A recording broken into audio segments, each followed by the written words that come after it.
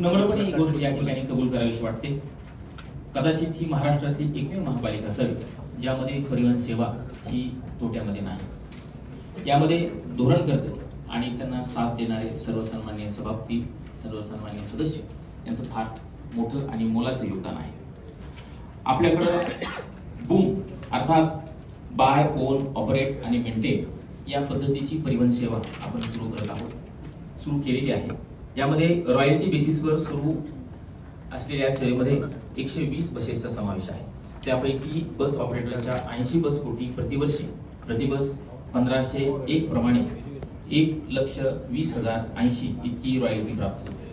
माननीय केंद्र शासनाच्या राष्ट्रीय स्वच्छ हवा गुणवत्ता कार्यक्रमांतर्गत म्हणजे एनकॅप अंतर्गत खरेदी करण्यात आलेल्या 40 विना वातानुकूलित इलेक्ट्रिक बस अभिकर्त्यास रॉयल्टी तत्वावर चालवण्यासाठी देण्यात आलेले आहेत. सदर 40 बस कोटी प्रति रॉयल्टी प्रति बस प्रतिमाह ही 8,300 प्रमाणे प्रत्येक महिन्यास प्राप्त होते. त्याप्रमाणे 40 बससाठी 3,32,000 वार्षिक 39,84,000 इतकी रॉयल्टी उत्पन्न अपेक्षित आहे. असे एकूण 41,04,080 इतकी रॉयल्टी सन 2026-27 या वर्षात अपेक्षित आहे. माननीय केंद्र शासनाच्या प्रधानमंत्री महोदयांच्या PM ई बस सेवा योजनेअंतर्गत 100 इलेक्ट्रिक वातानुकूलित बस माहे एप्रिल 2026 अखेर परिवहन सेवेमध्ये दाखल होण्याची शक्यता आहे. सदरच्या बस या GCC तत्वावर आधारित असल्यामुळे या बस पोटी महापालिकेस रॉयल्टी प्राप्त होणार नाही. तसेच 100 बससाठी नवघर, वसई पूर्व व नालासोपारा पश्चिम येथे बस डेपो बांधकामासाठी केंद्र सरकारकडून 27 कोटी 17 लक्ष इतका निधी मंजूर झालेला आहे. सदर बस डेपो बांधकाम सुरू असून माहे मार्च 2026 अखेर ते पूर्ण होणार आहे.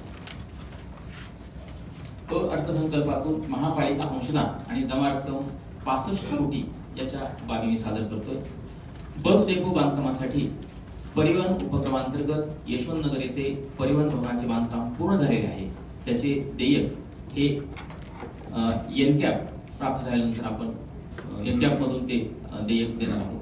तसेच एनकॅप अंतर्गत प्राप्त 20 बस करिता चार्जिंग स्टेशनच्या अनुषंगाने विद्युतीकरणाचे काम व त्याकरिता सबस्टेशन उभारणे व इलेक्ट्रिक बस वापरण्याच्या अनुषंगाने विविध तत्सम व्यवस्था करणे इत्यादी कामासाठी सन 2026-27 या वर्षामध्ये 18 कोटीचा खर्च अपेक्षित आहे. परिवहन उपक्रमासाठी सातवेली बस डेपो येथे एनकॅप अंतर्गत येणाऱ्या बसकरिता चार्जिंग स्टेशन उभारणे व त्यासाठी लागणारी तत्सम व्यवस्था करण्यासाठी सन 2026-27 करिता 4 कोटी 50 लक्ष इतका खर्च अपेक्षित आहे.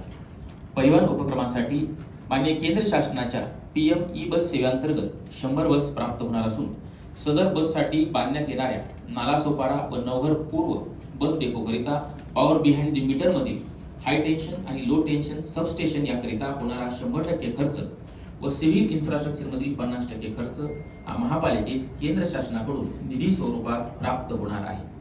या योजनेमध्ये दोन्ही डेपो बांधकामाकरिता अंदाजपत्रक रक्कम 37 कोटी 67 लक्ष इतका खर्च अपेक्षित असून वरील माननीय केंद्र शासनाकडून 27 कोटी 17 लक्ष इतका निधी प्राप्त होणार असून उर्वरित 10 कोटी 50 लक्ष सन 2026-27 या वर्षामध्ये महापालिकेच्या स्वनिधीतून खर्च होणे अपेक्षित आहे. परिवहन उपक्रमासाठी यशवंतनगर येथे परिवहन भवनाचे बांधकाम पूर्ण झालेले आहे. परंतु पहिल्या आणि दुसऱ्या मजल्यावरील अंतर्गत कामकाज आणि फर्निचर याकरिता सन्माननीय सभापती परिवहन यांचे दालन, सभागृह आणि संगणक कक्ष स्वतंत्र CMP कक्ष तयार करणे यासाठी 5 कोटीचा खर्च अपेक्षित आहे. यामध्ये प्रतिकात्मक स्वरूपामध्ये आणखी बस खरेदी करणं शक्य असल्यास किंवा तशी शक्यता पडताळून पाहिजे त्यामध्ये एक टोकन रक्कम म्हणून आपण 1 कोटीची तरतूद केलेली आहे. मोफत तिकीट संदर्भामध्ये दिव्यांग, ज्येष्ठ नागरिक आणि विद्यार्थी यांच्यासाठी आपण जो तरतूद केलेली आहे ती या वर्षीची 10 कोटी 20 लक्ष इतकी आहे. शासनाच्या किंवा सन्मान्य सभागृहाच्या आणखी काही धोरणात्मक बाबीसाठी महिलांसाठी तरतूद जर करण्याची असेल तर ती तरतूद आपण टोकन स्वरूपामध्ये 1 लक्ष केलेली आहे. यामध्ये महिला प्रवासांसाठीची 50% मागणीची सवलत ज्यामध्ये अंतर्भूत केली नाही त्यामध्ये सभागृहानं योग्य ते निर्देश प्राप्त झाल्यानंतर निर्णय घ्यावा. जाहिरात खर्च हा टोकन स्वरूपामध्ये आपण या उर्वरित 4 महिन्यासाठी 4 लक्ष आणि पुढील वर्षासाठी 10 लक्ष इतका अपेक्षित केलेला आहे. यामध्ये आपल्या बस सेवेचे प्रसिद्धीकरण करणे आणि विविध निविदा प्रसिद्ध करणे या बाबतीत हा खर्च अपेक्षित आहे.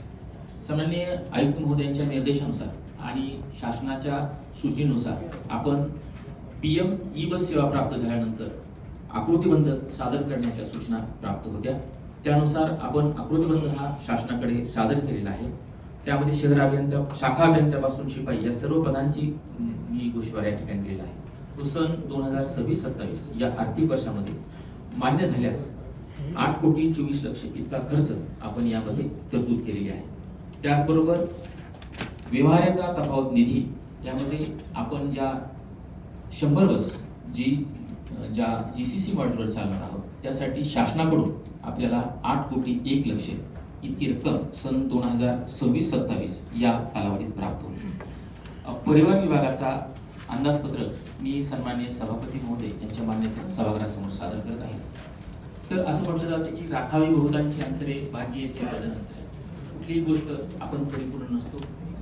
सन्माननीय आयुक्त महोदय हे प्रशासक म्हणून कार्य करत नाही तर एक पालक म्हणून, मार्गदर्शक आणि आमच्या वाटाड्या म्हणून काम करतात.